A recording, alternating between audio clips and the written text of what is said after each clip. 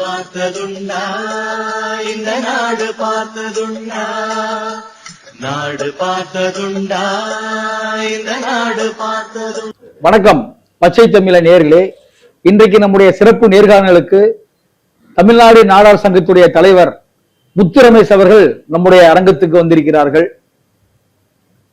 அதாவது சமீபத்திலே தமிழக முதல்வர் ஜோசப் விஜய் அவர்கள் முதல்வர் காலை சிற்றுண்டி திட்டத்தை பெருந்தலைவர் காமராஜர் சிற்றுண்டி திட்டம் என அரசாணை வெளியிட்டிருக்கிறார். அது சம்பந்தமாக இன்னைக்கு இருக்கக்கூடிய சமுதாய அமைப்புகள் எல்லாம் விஜய் அவர்களுக்கு பாராட்டுகள் தெரிவித்திருக்கிறார்கள். சமுதாயம் மட்டும் இல்லாமல் சமுதாயத்துக்கு அப்பாற்பட்ட மற்ற சமுதாய தலைவர்கள் அனைவருமே அதற்கு ஒரு வரவேற்பு தெரிவித்துக் கொண்டிருக்கிறார்கள். ஆனால் ஒரு சிலர் எப்பவுமே எதையும் ஆரம்பிச்சா அதை குத்தி காட்டுறதுக்கு கெடுக்கிறதுக்கு சிலர் இருப்பாங்க. அதே மாதிரி சில அமைப்புகள், சில சமுதாயத்தில் இருக்கக்கூடிய சிலர் அதுக்கு எதிர்ப்பு தெரிவிக்க இருக்கதான் செய்யறாங்க. அது பற்றி இன்று நம்முடைய ரமேஷ் கேட்போம், பாருங்கள். வணக்கம் ரமேஷ். வணக்கம். நல்லா இருக்கீங்களா? நல்லா இருக்கீங்க. நல்லா இருக்கேன். அதான் இப்ப நான் சொன்னதுதான். இப்ப முதல்வர் பாராட்டுகள் குவிஞ்சிட்டு இருக்கு அவருக்கு. காமராஜருடைய பெயரை அதுக்கு அந்த முதல்வர் சிற்றுண்டி காலை சிற்றுண்டி திட்டத்துக்கு வச்சதுனால அதை பத்தி நீங்க என்ன நினைக்கிறீங்க? அதாவது பெருந்தலைவர் காமராஜர் காலை உணவு திட்டம், இது தமிழக முதல்வர் ஜோசப் விஜய் அவர்கள் அறிவித்த உடனேயே தமிழ்நாடு மட்டுமல்ல, உலகத்தில் இருக்கக்கூடிய பெருந்தலைவர் காமராஜர் தொண்டர்களாலும் தமிழக மக்களாலும் இந்திய அளவிலே மிகப்பெரிய அளவிற்கு வரவேற்பு பெற்றிருக்கிறது. இன்னைக்கு மாலை பத்திரிகைலாம் பாத்தீங்கன்னா 6 பக்கம் 7 பக்கம் வரவேற்று விளம்பரம் கொடுக்கக்கூடிய நிகழ்வுகள் நடந்திருக்கிறது. ஒரு சாமானியன மக்கள், ஒரு அடித்தட்டு மக்கள் எல்லாமே என்ன சொல்றாங்கன்னா, பெருந்தலைவர் காமராஜருக்கு அவருடைய புகழுக்கு பெருமை சேர்க்கும் விதமாக முதல்வர் அவர்கள் செஞ்சிருக்காங்க, அவங்க கொள்கை தலைவருக்கு ஒரு சிறப்பு சேர்த்திருக்காங்க. இதே திமுகவுல காலை உணவு திட்டத்துக்கு காமராஜர் பேர் வைக்கணும்னு கோரிக்கை வச்ச போது அவங்க செய்யலன்னா கூட பரவாயில்ல, பெருந்தலைவர் காமராஜரை தொடர்ந்து அவமரியாதை செய்தும் பொய்யான தகவல்கள் செய்தியும் முதல்வர், அமைச்சர், நாடாளுமன்ற உறுப்பினர், சட்டமன்ற உறுப்பினர் சொல்லி எல்லாருமே அவதூறுகளை பேசியதும் நம்ம தொடர்ந்து நடந்துட்டு இருந்தது. அதாவது முதல்வர் ஸ்டாலின் அவருடைய ஆட்சியில. அப்படி இருக்கும் பட்சத்தில் பெருந்தலைவர் காமராஜருடைய பிறந்த நாளுக்கு நேரிலேயே பல அமைச்சர்களுடன் வருகை வந்து அவருக்கு மரியாதை செலுத்தி முதல்வர் அவர்கள் அதுக்கப்புறம் ஒரு வாரம் கழிச்சு இந்த அறிவிப்பு வெளியிட்டிருக்கிறது ஒரு மிகப்பெரிய வரவேற்பை பெற்றிருக்கிறது. அதை ஒட்டுமொத்த தமிழ் சமுதாயம் வரவேற்றிருக்கிறத நம்ம பாக்குறோம். இப்ப அதே மாதிரி சில இந்த கருணாஸ் போன்ற ஆட்கள் அது பழைய கதை இருக்குல்ல, ஆட்டுக்குட்டியை வாங்கி கொடுத்தாரு, பெரிய தேவை வாங்கி கொடுத்ததுனாலதான் காமராஜர் தேர்தலில் போட்டியிட முடிஞ்சது. அவரை போன்ற சில புல்லுரிகள் இன்னமும் இந்த திட்டத்துக்கு கூட எதிர்ப்பு தெரிவிச்சிட்டு இருக்காங்க. அதை எப்படி பாக்குறீங்க? இல்ல, இது அவங்க மனநோயின் உச்சகட்டத்தில் இருக்காங்க. அதாவது ஒரு விஷயத்தை சொன்னால், ஒரு செய்தியை சொன்னால், ஒரு வரலாற்று செய்தியை சொன்னால் அதற்கு முதல்நிலை ஆதாரம் இருக்க வேண்டும். அவன் சொன்னா, இவன் சொன்னா, இவன் சொன்னது அவன் சொன்னா, அவன் சொன்னதை இவன் சொன்னா, இப்படி பேசினால் வரலாறு எப்படி பேச முடியும்? அப்படின்னாதான் நம்ம எது வேணாலும் எப்படி வேணாலும் பேசலாமே. அதாவது எங்களுடைய கருத்து இந்த விஷயத்துல எப்படின்னா, முத்துராமலிங்க தேவர் அவர்கள் காங்கிரஸ் கட்சியில் வகித்த உச்சகட்ட பதவியே முதுகளத்தூர் வட்டார காங்கிரஸ் தலைவர் பதவிதான். ஒரு வட்டார காங்கிரஸ் கட்சி தலைவரே 1936 தமிழ்நாடு காங்கிரஸ் கமிட்டியினுடைய மாநில செயலராக இருக்கக்கூடிய காமராஜர் அவர்களுக்கு ஆட்டுக்குட்டி வாங்கி கொடுத்து ஓட்டர் ஆக்கினார் என்பது ஒரு பொய்யான தவறான வரலாறு. ஒண்ணு. இரண்டாவது, அவரை தேர்தலில் நிக்க வச்சதே முத்துராமலிங்க தேவர் தான் சொல்லப்படுது. ஆமா. அப்போ கருணாஸ் முக்குளத்தூர் புலிப்பறைன்னு ஏதோ ஒரு அமைப்பு வச்சிருக்காரு. அப்போ அந்த அமைப்புல ஒரு வட்டார தலைவர் தான் கருணாஸுக்கு சீட்டை வாங்கி இந்த தேர்தலில் நிற்கிறதுக்கு சொல்ல முடியும் அப்படின்னு சொல்ல முடியுமா? மாநிலத்துல ஒரு பவர்ஃபுல்லான லீடரா இருக்கக்கூடிய காமராஜருக்கு இவர் ஓட்டராக்கினாருங்கிறது ஒரு கேள்வி கூத்தான விஷயம். அதை விட ரொம்ப காமெடியான விஷயம் என்னன்னா, இவருக்கு சீட்டு வாங்கி கொடுத்தாருன்றது. அதாவது இது ஒரு தேர்தல்ல பொய் சொல்லி திரும்ப திரும்ப பொய்யை சொல்லி அந்த பொய் மூலம் அந்த பொய்யை உண்மையை நம்பி பல அரசியல்வாதிகள் ஏமாந்து இருக்கிறார்கள். அப்படி ஏமாந்து போனவர்கள் சில பேர் புஸ்தகத்திலும் எழுதியிருக்கிறார்கள். அதெல்லாம் உண்மை நம்பி பேசக்கூடிய ஒரு அப்பாவி மக்கள். சொல்ல போனா முக்குலத்தவர்கள் முத்துராமலிங்க தேவர் அவர்கள் உயிரோடு இருக்கும் போது அதிக அளவுல கிட்டத்தட்ட 90% ஆதரித்த தலைவர் யார் என்றால் பெருந்தலைவர் காமராஜர். முக்குலத்தூர் சமுதாய மக்கள் அதிக அளவிலே ஆதரித்தது பெருந்தலைவர் காமராஜர் அவர்களை. இதை நீங்க வரலாறு தேர்தல் ஆணைய புள்ளி விவரத்துல பாத்துக்கலாம். முக்குலத்தூர்கள் மெஜாரிட்டி இருக்கக்கூடிய தொகுதிகளை பாத்துக்கலாம். ஏன் திருநெல்வேலியில நம்ம செல்லப்பாண்டியன் அவர்கள் சபாநாயகர் அவரை நம்ம மரபு சமுதாயத்தை சேர்ந்தவர், அவரை நீங்க தெரிஞ்சுக்கலாம். பாண்டியார் இருக்கலாம், யாரா வேணாலும் இருக்கலாம், தியாகராஜனா இருக்கலாம். இப்படி எல்லாரும் முக்குலத்து சமுதாயத்தின் முக்கிய பிரமுகர் எல்லாமே பெருந்தலைவர் காமராஜருடைய தொண்டர்களாக, பெருந்தலைவர் காமராஜருடைய நண்பர்களாக, பெருந்தலைவர் காமராஜருடைய தீவிர ஆதரவாளராக இருந்தது வரலாறு. அப்படி இருக்கும்போது கருணாஸ் போன்ற ஒரு செல்வாக்கு இல்லாத அவங்க ஜாதிக்காரங்களே இவர் எங்க ஜாதி கிடையாது, இவர் பொய் சொல்லி ஏமாத்திட்டு இருக்கான்னு சொல்லி குற்றச்சாட்டு சொல்லக்கூடிய ஒரு நபர் தங்களை அரசியலில் நிலைநிறுத்திக் கொள்ள வேண்டும், தங்களை பற்றி அடுத்தவர்கள் பேச வேண்டும், அதன் மூலம் நம்ம விளம்பரம் தேடிக் கொள்ளுங்கிற அடிப்படையில முதல்நிலை ஆதாரம் இல்லாத கட்டிக்கதைகளை பொய்களை திரும்ப திரும்ப பேசி வருகிறார்கள். இதை தமிழ்நாடு நாடார் சங்கம் மற்றும் நாடார் அமைப்புகள் சார்பாக நாங்கள் கடுமையாக கண்டனத்தை தெரிவித்துக் கொள்கிறோம். உண்மையை சொல்லலாம். முதல்நிலை ஆதாரம் இப்ப முத்துராமலிங்க தேவர் ஐயா 1952 ராமநாதபுரத்துல நாடாளுமன்ற தேர்தலில் போட்டியிட்டு 11,883 வாக்குகள் வாங்கி டெபாசிட் இழந்தார் அப்படின்னு நாங்க சொல்றோம். இது முதல்நிலை ஆதார தகவலா இல்லையான்னு சொல்லி நீங்க தேர்தல் ஆணைய புள்ளி விவரத்துல பாத்தீங்கன்னா தெரிஞ்சிட போகுது. இப்படி ஆதாரபூர்வமான தகவல் சொல்லலாம். ஒரு காலத்தில் முத்துராமலிங்க தேவர் அவர்கள் தோத்ததே கிடையாது, தோல்வியை சந்திக்காத முத்துராமலிங்க தேவர் சொல்லப்பட்ட காலம் உண்டு. ஆனால் இன்றைக்கு அவர் தேர்தல் நின்னது ஓட்டோட நம்ம தெளிவா சொல்லக்கூடிய அளவுக்கு உண்மைகள் இருக்கின்றன. அப்படி இருக்கும்போது உண்மைகளை பேச வேண்டும். உண்மைகள் இல்லாம சும்மா பொய்கதை பேசிட்டு இருந்தா சிறு சமூகத்துக்கு நடுவில் தேவையில்லாத பிரச்சனைகள் வரும். இப்ப பாத்தீங்கன்னா நிறைய சமூகத்துல பேக்கரிகளை உருவாக்கிக்கிட்டு காமராஜரை பற்றியும் நாடா சமுதாயத்தை பற்றியும் அவதூறுகள் கிடப்பது உண்மையாலுமே முக்கிய சமுதாயமா இல்ல வேற ஆட்களா இல்ல சமூக விரோதிகளா யாருமே தெரியல. இவனெல்லாம் இதை போட்டுட்டு இருக்காங்க. ஒரு பதிவு போடக்கூடியவர்கள் யாராக இருந்தாலும் தங்களுடைய போன் நம்பரை போட்டு தங்களுடைய அமைப்பு பேரை போட்டு நாங்க இதை சொல்றோம்னு சொல்லல. இப்ப நாங்க இருக்கோம் தமிழ்நாடு சங்க சார்பாக எந்த அறிக்கை கொடுத்தாலும் சரி, எந்த பதிவு போட்டாலும் சரி, என் பேரை போட்டு என் போன் நம்பர் போட்டு நான் என்ன பொறுப்புல இருக்குன்னு கொடுக்கோம். எது கொடுக்கோம்? நாங்க உண்மையை பேசுகிறோம், உண்மையை உறக்க பேசுகிறோம், எங்களிடம் எந்த தவறும் இல்லை அப்படிங்கறத நாங்க சொல்றோம். ஆனா அந்த பேக்கரியில போடக்கூடிய நபர்கள் சொல்றதெல்லாம் உண்மை நம்பிக்கிட்டு அதுக்கு ஒரு 10 பேர் கமெண்ட் கொடுத்துக்கிட்டு ரொம்ப காமெடியா போயிட்டு இருக்கு. இப்ப முன்னாள் முதல்வர் ஜெயலலிதா கருணாசுக்கு திருவாரூர்ல சீட்டு கொடுத்தாங்க. அவரு ஜெயிச்சாரு, சட்டமன்ற உறுப்பினர் ஆனாரு, சட்டமன்றத்துக்குள்ள போனாரு, பேசினாரு. அதற்கு அப்புறம் தான் அவருடைய வளர்ச்சி அதிகமா இருக்குன்னு நான் நினைக்கிறேன். ஆனா இன்னைக்கு அந்த அவருக்கு சட்டமன்ற உறுப்பினர் பதவி கொடுத்த அதே கட்சியை இன்னைக்கு தரந்தாழ்த்தி பேசக்கூடிய அளவுக்கு மிகவும் தாழ்ந்து போயிட்டாரு. இல்ல, அதாவது அரசியல தங்களை ஏற்றிவிட்ட ஏரியை எட்டி உதைப்பதும் தங்களை வளர்த்து விட்ட கட்சியை கடுமையாக விமர்சனம் என்பது வாடிக்கையான ஒரு விஷயமா மாறி போனது. நன்றியுள்ள இல்லாத மனிதர்கள் அரசியல் அதிக அளவில் இருக்கிறார்கள் என்பதற்கு கருணாஸ் அவர்களை எடுத்துக்காட்டாக நம்ம பார்க்கிறோம். இந்த மாதிரி நபர்கள், அது சொந்த ஜாதியினராலேயே கடுமையாக விமர்சிக்கக்கூடிய நபர்கள், அது உண்மையா பொய்யான்னு தெரியாத அளவிற்கு, அவர் அந்த ஜாதியா இல்லையான்னு தெரியாத அளவுக்கு இருக்கக்கூடிய நபர்கள் இந்த மாதிரி விளம்பரங்களை தேடிக்கொள்வது இயல்பான ஒன்றுதான். அவங்களுக்கு நன்றி இருக்காது, நல்லதை செஞ்சதை மறந்துட்டு அவங்களே எதிர்த்து பேசக்கூடிய ஒரு சூழலா உருவாக்குறத நீங்க சொல்ற இந்த விஷயத்துல நம்ம தெரிஞ்சுக்க முடியுது. சமீபத்துல விளாத்திக்குளம் சட்டமன்ற உறுப்பினர் மார்க்கண்டேயன் அவர் முதல்வர் ஜோசப் விஜயை சட்டமன்றத்துல அவர் எலும்ப உடைப்பேன் அப்படிங்கிற மாதிரி மோசமான வார்த்தைகளை பேசியிருக்காரு. அது நிறைய எதிர்ப்புகள் அதிகமா கிளம்பிட்டு இருக்கு. உங்களுடைய கருத்து என்ன? அவர் பேசியது சரியா, நியாயமா?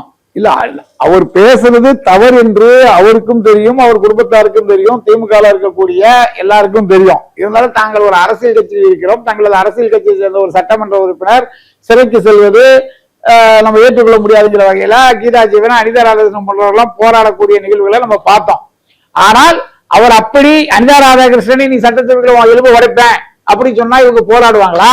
இல்ல கனிமொழியா உனைய எங்க ஊருக்குள்ள உன்னை உடைப்பேன், எலும்பு உடைப்புன்னு சொன்னால் அவங்க இந்த மாதிரி போராடுவாங்களா? இல்ல கீதா ஜீவனை தூத்துக்குடியிலே உன்னை நான் அடிப்பேன், எலும்பு உடைப்பேன் அப்படின்னு சொல்லி இதே மார்க்கண்டேயன் எம்எல்ஏ பேசியிருந்தால் அதை ஆதரித்து அவரை கைது செய்யறதுக்கு இவங்க கம்ப்ளைண்ட் கொடுத்து கைது செய்ய வச்சிருப்பாங்களா? இல்ல அவர் சொன்னது நியாயம் தான், என் எலும்பு அவர் உடைச்சிட்டு போட்டு அப்படின்னு சொல்லி திருச்செந்தூர்லயோ இல்ல கனிமொழியோ இல்லது கீதா ஜீவனோ சொல்லுவாங்களா? இதெல்லாம் வந்து அரசியல் ஏமாற்று வேலை. அவங்களுக்கு வந்தால் அது ரத்தம், அடுத்தவங்களுக்கு போனா தக்காளி சட்னிங்கிற மாதிரி இந்த மாதிரி வேலைகளை பண்ணிட்டு இருக்காங்க. இது ஏற்புடையதல்ல. இது அரசியலுக்கும் தேவையில்லாத ஒன்று. அதாவது நேர்மையான கருத்து ரீதியான மோதல்களை உருவாக்க வேண்டுமே தவிர தனிநபர் விமர்சனங்களையோ தனிநபர் தாக்குதல்களையோ செய்யக்கூடாது அப்படிங்கிறதான் ஒட்டுமொத்த பொதுமக்களுடைய கருத்து, தமிழக மக்களுடைய கருத்து. அந்த கருத்து தான் என்னுடைய கருத்தும். சட்டசபையில முதல்வர் பேசும்போது, அதாவது எதிர்கட்சிக்காரங்க பேசுங்கிறாங்க, பேசுறாரு, ஆனா பேசுறது கேட்கறதுக்கு எல்லாருமே ஓடி போயிடுறாங்க. அப்போ நம்ம சபையை வந்து கதவெல்லாம் மூடி வைக்கணும். அவர் அப்படி சொல்ல போய் தான் எங்க சட்டமன்ற உறுப்பினர் இந்த வார்த்தையை பேசினாரு அப்படின்னு திமுக காரங்க ஒரு பக்கம் பேசிட்டு இருக்காங்களே. இல்ல, திமுக காரங்க பேசுறது கரெக்ட். இப்ப அவர் பேசுங்கன்னு சொல்லி அவர் பேசும்போது இவங்க ஓடி போறது உண்மையா இல்லையா? உண்மைதான். பேசுறத கேட்கக்கூடிய இடத்துல அவங்க இல்ல, ஓடி போயிறாங்க. அதனால கதவை சாத்தணும்னு அவங்க சொன்னாங்க. இது ஒண்ணும் தப்பு கிடையாது. நீங்க பேசுங்கன்னு சொல்லிட்டு அவர் என்ன பேசுறாரோ அதுக்கு பதில் கொடுக்க திராணி இல்லாம, அவர் முன்னாடி நின்று பேசுறதுக்கு திராணி இல்லாம நீங்க பாட்டு ஓடுறீங்க அப்படின்னா அப்ப கதவை பூட்டுங்க, அப்பமாச்சும் நம்ம பேசுறவங்க கேட்கட்டும் அப்படின்னு சொல்றது ஒன்றும் தப்பு கிடையாது. இல்ல, கடந்த திமுக ஆட்சி இருக்கும் போதும் சரி, எம்ஜிஆர் காலத்திலும் சரி, ஜெயலலிதா காலத்திலும் சரி, அனிதா ராதாகிருஷ்ணன் நிக்கிறாரு, வேட்பாளர் நிக்கிறாரு, ஜெயிக்காரு, 5வது வரை ஜெயிச்சிருக்காரு, சட்டமன்ற உறுப்பினர் ஆயிருக்காரு. ஆனா எந்த முறையும் இல்லாம இந்த முறை வந்து அனிதா ராதாகிருஷ்ணனுடைய அவருடைய பேச்சுக்களும் அவருடைய செயல்பாடுகளும் ரொம்ப வித்தியாசமா, அதாவது ஸ்கிரீன்ல வரணும் அப்படிங்கிறதுக்காக, இல்ல அவங்களுடைய தலைமைக்கு தான் யாருங்கிறத காட்டுறதுக்காக சில வேஷங்கள் போடுற மாதிரி தெரியுது. அதாவது திமுக தலைவர் மு க ஸ்டாலின் அவர்களே தோல்வி அடைந்து விட்டார். நாம் வந்து திருச்செந்தூர் சட்டமன்றத்துல அதிமுக சார்பாகவும் திமுக சார்பாகவும் இது வரைக்கும் 7 பேரை ஜெயிச்சு தோல்வியே காணாத ஒரு சட்டமன்ற உறுப்பினராக இருக்குங்கிற பட்சத்துல அவருடைய தகுதி திறமைக்கு திமுகவுடைய தலைவர் பதவி வழங்க வேண்டும் அப்படிங்கிற நோக்கத்துடன் திமுக பாருங்க, ஸ்டாலின் அவர்களுக்கு அடுத்த கட்டமா இருக்கக்கூடிய சேகர்பாபா இருக்கலாம், தாமா அன்பரசாக இருக்கலாம், இல்ல பல்வேறு அமைச்சர்கள் இருக்காங்க, நேரு அவர்களா இருக்கலாம், மகேஷ் பொய்யாமொழியா இருக்கலாம், இப்படி பல்வேறு அமைச்சர்கள், அதாவது சாத்தூர் அமைச்சர், இப்படி சீனியர் அமைச்சர்கள் எவ்வளவு பேர் இருந்தாலும் யாருமே இதை பத்தி வாயை துறக்கல, யாருமே ஃபைட் பண்ணல, திமுகவுக்கு ஆதரவா யாருமே எந்த ஒரு விஷயம் செய்யல. ஆனா தொடர்ந்து சர்ச்சைக்குரிய கருத்துக்களை கூறி டைம் லைன்ல இருக்கணுங்கிறதுக்காக, தன்னை வந்து விளம்பரப்படுத்திங்கிறதுக்காக, தன்னுடைய நோக்கம் திமுகவுடைய தலைமையை கைப்பற்ற வேண்டும் என்கிற அடிப்படையில் இவர் செயல்படுறாரு. அதை நாங்கள் நாடார் சமுதாயத்தின் சார்பாக வரவேற்கிறோம். ஒரு நாடார் திமுகவுடைய தலைவராக வருவதை நாடார் சமுதாயத்தின் சார்பாக வரவேற்கிறோம். இல்ல அவருக்கு தலைவர் பதவி கொடுக்க மாட்டோங்க, பொதுச்செயலர் பதவி கொடுக்கணும், அதையும் நாங்க வரவேற்கிறதுக்கு தயாரா இருக்கோம். அனிதா ராதாகிருஷ்ணன் அவர்களுடைய கட்சி விசுவாசத்தை பாராட்டும் வகையில், கட்சியை அவர் இன்னைக்கு வந்து டைம் லைன்ல வச்சிருக்கிறத பாராட்ட வகையில் அவருக்கு வந்து ஒரு தலைவர் பதவியோ இல்லது ஒரு பொதுச்செயலாளர் பதவியோ அல்லது எதிர்கட்சி தலைவர் பதவியோ கொடுத்தால் சிறப்பாக இருக்கும் என்பது ஒட்டுமொத்த நாடார் சமுதாயத்துடைய கருத்து. சமூக நீதி பேசக்கூடிய, சுயமரியாதை பேசக்கூடிய திமுக தலைமை இதை சிந்திக்குமா? ஒரே குடும்பத்தை சேர்ந்தவர்கள் தொடர்ந்து தலைவராக இருக்கிறதும் எதிர்கட்சி தலைவராக இருக்கிறதும் தேவையில்லை. கட்சிக்காக உண்மையா உழைக்கக்கூடிய, விசுவாசமாக இருக்கக்கூடிய அனிதா ராதாகிருஷ்ணன் போன்றவர்களுக்கு ஒரு அங்கீகாரம் கொடுத்தால் சிறப்பாக இருக்கும் அப்படிங்கிறத இந்த இடத்துல எங்களுடைய கருத்தா இருக்கு. இல்ல, அவரு தலைவர் பொறுப்பை கொடுக்கணும், பொதுச் செயலாளர் பொறுப்பை கொடுக்கணும் சொல்றீங்களே, அந்த அளவுக்கு அவர் தகுதியான ஆளா? அவன் இன்னைக்கு வந்து திமுக தலைவர் ஸ்டாலினா இருக்கலாம், எதிர்கட்சி தலைவர் உதயநிதி ஸ்டாலினா இருக்கலாம், இல்ல கனிமொழியா இருக்கலாம், இல்ல யாரா இருக்கலாம். யாருமே திமுக ஆதரவா எந்த இதுவும் பேசலையே. இன்னைக்கு வந்து திமுக ஒட்டுமொத்த திமுகவின் தலைவர் போலதானே அண்ணன் அனிதா ராதாகிருஷ்ணன் அவர்கள் செயல்பட்டு இருக்காரு. அப்ப அந்த அடிப்படையில நீங்க அவரை தலைவராக்குனா என்ன தப்பு? அதுக்கான தகுதி திறமை அவருக்கு இருக்கா இல்லையா? பொதுச் செயலாளர் ஆகிறதுக்கு அவருக்கு தகுதி திறமை இருக்கா இல்லையா? இருக்குல்ல, அதை செய்யுங்க. அதை செய்ய முடியாம நீங்க எதுக்கு பேசுறீங்க? திமுகவுடைய தலைவரே கொளத்தூர்ல படுகொலை அடைந்த போது 7வது முறையும் வெற்றி பெற்ற ஒரு மகத்தான தலைவராக அண்ணன் அனிதா ராதாகிருஷ்ணன் இருக்கும் போது அவர் ஏன் தலைவராக்க கூடாது? அதுலாங்கிறீங்க? கண்டிப்பா. அப்போ இதுவரை வந்து பல தடவை அவர் வந்து சட்டமன்ற உறுப்பினராக திருச்செந்தூர்ல இருந்திருக்காரு. திருச்செந்தூர் கோயில்ல நடக்கிற அட்டூழியங்கள், அங்க இருக்கக்கூடிய, அதாவது அந்த பொது கழிப்பிட தண்ணீரே கோயில் முன்னாடி ஆறா ஓடுது. இப்படி நிறைய நீங்க போனாலும் ஆம்னி பஸ்ல போனாலும் சரி, அரசு பஸ்ல போனாலும் சரி, திருச்செந்தூர் ஈஸியா கண்டுபிடிச்சிடலாம். ஏன்னா திருச்செந்தூர் வந்தாலே துர்நாற்றம் வீசும். அந்த துர்நாற்றத்தை வீசும் போதே நம்ம திருச்செந்தூர் வந்துட்டோம். அதாவது பக்தி மனக்கமலக்கூடிய முருகரின் 2வது படையான திருச்செந்தூர் கோயில்ல அங்க போன சந்தன வாசம் வீசணும், ஜவ்வாது வாசம் வீசுறதெல்லாம் தாண்டி இன்னைக்கு என்னது சாக்கடை வீசுது. அதற்கு காரணம் இவர் 7 முறை சட்டமன்ற உறுப்பினராக இருந்தது. சரி பண்ணாத கூடிய அனிதா ராதாகிருஷ்ணன் அவர்கள் எப்படி தலைவராக முடியும், பொதுச் செயலராக முடியும்? ஏங்க நாங்க அவரை அமைச்சராகவோ இல்ல முதலமைச்சராகவோ ஆக்க சொல்லல. திமுகங்கிற கட்சி இன்னைக்கு பலகீனமாகி போச்சு. திமுகவுடைய கூட்டணி கட்சி தலைவர்கள் எல்லாம் ஓடி போயிட்டாங்க. திமுக இனிமே வாழ்க்கையில் இங்க ஜெயிக்காது, ஒரு தொகுதியில கூட ஜெயிக்காது அப்படிங்கிற ஒரு நிலைமையில இருக்குது. அப்படி இருக்கும்போது அந்த முடிவுக்கு வந்துட்டீங்க. ஆமா, ஆக்சிஜன் கொடுத்து காப்பாற்ற வேண்டிய வேலைய ஒரு மருத்துவர் மாதிரி செயல்படுத்தக்கூடியவர் அண்ணன் அனிதா ராதாகிருஷ்ணன் அவர்கள்.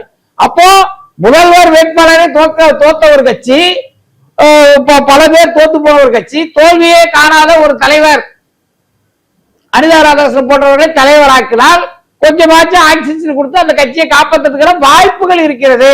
ஏன்னா அவர் 7 முறை ஜெயிச்சதால இவ்வளவு மோசமாக திருச்செந்தூர் இருந்தாலும் மக்களுக்கு எந்தவித சேவையை செய்யாமல் திருச்செந்தூர் தொகுதி மக்கள் கஷ்டப்பட்டாலும் துன்பப்பட்டாலும் துயரப்பட்டாலும் அவர் தொடர்ந்து ஜெயிச்சுட்டு வர்றாரு இல்லையா? அப்படிப்பட்ட ஒரு டெக்னிக் அவர்கிட்ட இருக்கும் போது அவர் திமுகவுடைய தலைவர் பதவிக்கு வந்தாலும் இல்ல திமுக பொதுச் செயலர் பதவிக்கு வந்தாலும் தமிழ்நாடு முழுவதும் திமுக வளர்க்கறதுக்கு ஒரு வாய்ப்பாக இருக்கும்ல. திமுகவுடைய வளர்ச்சி, திமுக வளர்ச்சி பாதைக்கு செல்ல வேண்டும் அப்படிங்கிற அடிப்படையில நாங்க அவரை பொதுச் செயலரையே தலைவராக்க சொல்றோமே தவிர மக்களுக்கு சேவை செய்யறதுக்கு அவர் அன்பிட்டுங்கிறத திருச்செந்தூர் மக்களே சொல்றாங்களே. அடுத்த முறை தின்னா அவரே தோத்துருவாருங்களே சொல்றாங்க. இல்ல மருத்துவரா இருந்து திமுக கட்சி அழிஞ்சு போக கூடாது, ஆக்சிஜன் கொடுக்கான்னு சொல்றீங்க. அன்னைக்கு நடு ரோட்ல உட்காந்து போராட்டம் பண்றாங்க. கீதா ஜீவன் முன்னாள் அமைச்சர் கீதா ஜீவன் இவங்க எல்லாம் ரோட்ல உட்காந்து மறிக்கிறாங்க. மறியல் நடக்கும்போது முடிஞ்சு கேட்கும் போது கடைசியில நீ எஸ்பி கிட்ட பிடிச்சி இருக்காரு, எனக்கு கார்ல ஏறி ஓடுறாரு, என்னன்னு கேட்டா எனக்கு மயக்கம் வருதுப்பா, நான் ஆஸ்பத்திரிக்கு போறேன்பான்னு. ஒரு மருத்துவரா இருந்து திமுக ஆக்சிஜன் இது ஒரு ராஜதந்திர நடவடிக்கைங்க. நீங்க இதெல்லாம் ஒரு டெக்னிக். அதாவது எப்படி போலீஸ் பிடிக்கும் தான் நாங்க ஹார்ட் அட்டாக் சொல்லி படத்துல எல்லாம் நீங்க பாத்துருப்பீங்க. உள்ள போயிட்டு உட்காந்து ஆப்பிள் ஜூஸ் ஆரஞ்சு ஜூஸ் குடிச்சுக்கிட்டு நர்சிங் கிட்ட கொஞ்சம் அந்த மாதிரிதான். அப்படி ஒரு டெக்னிக்கா அவர் கையாளு. நீங்க அதை எதுக்கு தப்பா நினைக்கீங்க? அது ஒரு ராஜதந்திர நடவடிக்கை. இந்த மாதிரி ராஜதந்திரிகள், இந்த மாதிரி சிறப்பான ஆட்கள் அதான் திமுக தலைமைக்கு பொருத்தமான ஆட்கள். அதை செய்ய ஒரு தமிழராக, ஒரு நாடாராக தமிழகத்தில திமுகவை வளர்த்ததில், திராவிட இயக்கங்கள் வளர்த்ததில் முக்கிய பங்கான நாடா சமுதாயத்துக்கு பிரதிநிதி கொடுக்குங்கிற வகையில அம்மா சர்க்கன பாண்டியன் அவர்கள் துணை பொதுச் செயலர் இருந்தாங்க. அதற்கு பிறகு தலைமையில நாடாளுக்கு எந்த பதவியும் இது வரைக்கும் திமுக கொடுக்கல.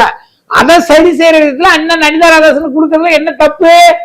ஏன் அதை செய்யறதுக்கு உங்களுக்கு தயங்குறீங்க? இன்னைக்கு கட்சியை காப்பாற்றக்கூடிய இடத்துல இருக்கக்கூடிய ஒரே தலைவர் அவர் தான்.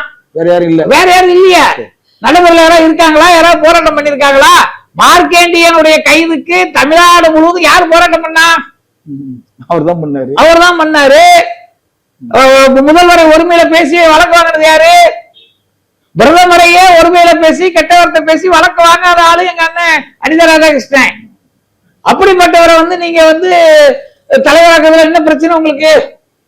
பொதுவாவே இப்ப எடப்பாடி ஆட்சிக்கு வந்த புதுசுல திமுக என்ன சொன்னாங்க? திமுகனா அவருடைய தலைமை ஸ்டாலினே சொன்னாரு, இன்னும் ஒரு 4 மாசம் தான், 6 மாசம் தான் வீட்டுக்கு போயிருவாரு, அவ்வளவுதான், அதுக்கு ஒரு ஆட்சி முடிஞ்சு போச்சு, ஆட்சி கலைஞ்சு போவோம் அப்படின்னாங்க. இப்ப அதே மாதிரி இப்ப ஜோசப் விஜய் ஆட்சி வந்த உடனே தலைவர் ஸ்டாலின் சொல்றாரா இல்லையோ, திராவிட கட்சி மேடைகள்ல பூரா அங்க தென் மாவட்டங்கள்ல அனிதா ராதாகிருஷ்ணன் குறிப்பா அடுத்த 4 மாசம் தான் அடுத்த திமுக தலைவராக பொறுப்பேற்க உள்ள அனிதா ராதாகிருஷ்ணன் சொல்றாரு. இப்ப இருக்கிற தலைவரால சொல்ல முடியல, வருங்கால தலைவர் சொல்றாரு 4 மாசம் தான் முடிஞ்சு போச்சுங்கிறாரு. அப்ப தலைவர் அவருக்கு திமுக உடைய தலைவராக இப்போதே ஆயிட்டதாக ஒரு மனதில் அவரே தலைவர், நம்ம தான் தலைவரால செயல்பட முடியல, எதிர்கட்சி தலைவராக செயல்பட முடியல, யாருமே செயல்படாமல் நம்ம தான் செயல்படக்கூடிய இடத்துல இருக்கோம். அனிதா ராதாகிருஷ்ணன் அவர்கள், திமுக தலைவர் ஸ்டாலின் அவர்கள் எடப்பாடியாரை எப்படியெல்லாம் கடுமையாக விமர்சனம் பண்ணாரோ, 6 மாதம் ஆட்சி தாங்குமா 4 மாதம் ஆட்சி ஆகுமான்னு சொன்னாரோ, அதே மாதிரி இன்னைக்கு அனிதா ராதாகிருஷ்ணன் அவர்கள் தான் திமுக சொல்றாங்க. அப்ப இதுல இருந்தே நீங்க தெரிஞ்சுக்கிடலாம், திமுகவுக்கு தலைமை இடத்துக்கு வரக்கூடிய தகுதி, ஆற்றல் எல்லாமே யாருக்கு இருக்கு? அண்ணாச்சி அனிதா ராதாகிருஷ்ணன் அவர்களுக்கு தான் இருக்கு. இதை தலைமை உணர்ந்து அவங்களாகவே அந்த பொறுப்பை அவர்கிட்ட கொடுத்துட்டால் சிறப்பாக இருக்கும் அப்படின்னு சொல்றீங்க. ஆமா, இப்ப 2026 சட்டமன்ற தேர்தல்ல திராவிட முன்னேற்ற கழகம் படுதோல்வி அடைஞ்சிருக்கு. இதை நீங்க எப்படி பாக்குறீங்க? எதனால இந்த தோல்வி அடைஞ்சாங்க? அதாவது திராவிட முன்னேற்ற கழகத்தினுடைய தலைவரும் முதல்வருமாக இருந்த ஐயா மு.க. ஸ்டாலின் அவர்கள் கட்சியில வந்து என்னென்ன நடந்துட்டு இருக்குது, தமிழ்நாட்டில் என்னென்ன போராட்டம் நடக்குது, இது எதுவுமே அறியாதவராக தெரியாதவராக ஆட்சி நடத்துகிறார் அப்படிங்கிற ஒரு வருத்தமான வேதனையான விஷயமா நம்ம பாக்குறோம். 200க்கும் மேற்பட்ட காவல் நிலையங்களில் முக்தார் அகமது போன்ற சமூக விரோதிகள் மீது புகார் கொடுக்கிறது நாடார் சமுதாயம், காமராஜர் தொண்டர்கள். ஏன் காங்கிரஸ் கூட்டணியில் இருக்க கட்சியை மிகப்பெரிய போராட்டத்தை கன்னியாகுமரியில் நடத்தினாங்க. அப்படி இருந்தபோது எந்தவித நடவடிக்கையும் எடுக்கல. அப்போ செவுடன் காதில் ஊதக்கூடிய சங்கு போல நாடார்களுடைய போராட்டம், காமராஜர் தொண்டர்களுடைய போராட்டம் முதல்வரின் காதுக்கு எட்டாத ஒரு நிலை இருந்த போது வாக்குச்சீட்டு மூலம் ஸ்டாலின் அவர்களுக்கு பதிலடி கொடுக்க வேண்டும் என்கிற நோக்கத்துல ஒட்டுமொத்த நாடார் சமுதாயமும் திமுகவுக்கு எதிராக வாக்கு செலுத்திய ஒரு நிகழ்வு, திமுகவை தோற்கடிக்க வேண்டிய நிகழ்வு, குறிப்பா தமிழக முதல்வர் ஸ்டாலினை தோற்கடித்தே தீர வேண்டிய முடிவு நாடார் சமுதாயத்தால் ஏற்பட்டது. திமுகவுடைய இந்த தோல்விக்கு காரணம் நாடார்கள் என்பதை திமுக தலைமைக்கு தெரியுமா தெரியாதான்னு தெரியாது. இனி வரும் காலங்களில் நாடார் சமுதாயத்தை பற்றியோ பெருந்தலைவர் காமராஜரை பற்றியோ இல்ல பெருந்தலைவர் காமராஜரின் புகழுக்கு தலைமை ஏற்படுத்துவதிலோ திமுக நிச்சயம் செயல்படாது, படக்கூடாது என்கிற அடிப்படையில் நாடார்கள் கொடுத்த இந்த அடி சம்பட்டி அடியாக திமுக தலைமைக்கு உரைக்கும் வகையில நடந்திருக்குதுங்கிறதா என்னோட கருத்து. இப்ப வெளியே போன அதிமுகவுடைய தலைவர்கள் வந்து திரும்ப தாய் கழகத்துக்கு வர வாய்ப்பு இருக்கா? இல்ல, அதாவது இதுல எப்படின்னு கேட்டீங்கன்னா ஜெயிக்கிற பக்கம் நிக்கிற ஆட்கள் அதிகமாயிட்டாங்க.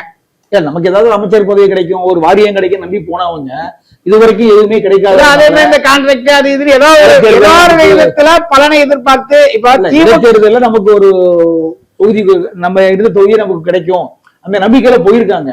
ஆனா அவங்க அங்க இருந்து அதை கொடுக்கறது மாதிரி ஒரு வாய்ப்பே இல்லையே. அதுதானே ஒரு அரசியல், ஒரு முதலமைச்சர், ஒரு ஆளுகின்ற கட்சி, அந்த கட்சிக்கு போனா நமக்கு ஏதாவது பயன் கிடைக்குங்கிற இடத்துல எதிர்பார்க்கல போயிருக்காங்க. அப்ப அவங்களுக்கு எதுவுமே கிடைக்கலன்னா இக்கரைக்கு அக்கறை பிரச்சனைங்கிற இப்ப அவங்க தாய் கட்சிக்கே வர்றதுக்கான ஒரு சூழல் இருக்கிறது, வாய்ப்புகள் இருக்கிறது. அதை நம்ம பொறுத்து இருந்தா பாக்கணும். அது எப்படி போகுது, என்ன நடக்குதுன்றது பொறுத்து இருந்தா பாக்கணும். ஏன் திமுக இருக்கக்கூடிய வாரிய தலைவர்கள் எல்லாம் இன்னைக்கு வந்து ஆளுகின்ற விஜய் அவர்களுக்கு ஜாலரா அடிச்சு அரை பக்கம் விளம்பரம் கொடுக்கக்கூடிய நிகழ்வுகளை நம்ம பார்த்துட்டு தானே இருக்கிறோம். இப்ப ஜோசப் விஜய் ஆட்சி செஞ்சிட்டு இருக்காரு, 60 நாள் தாண்டியது.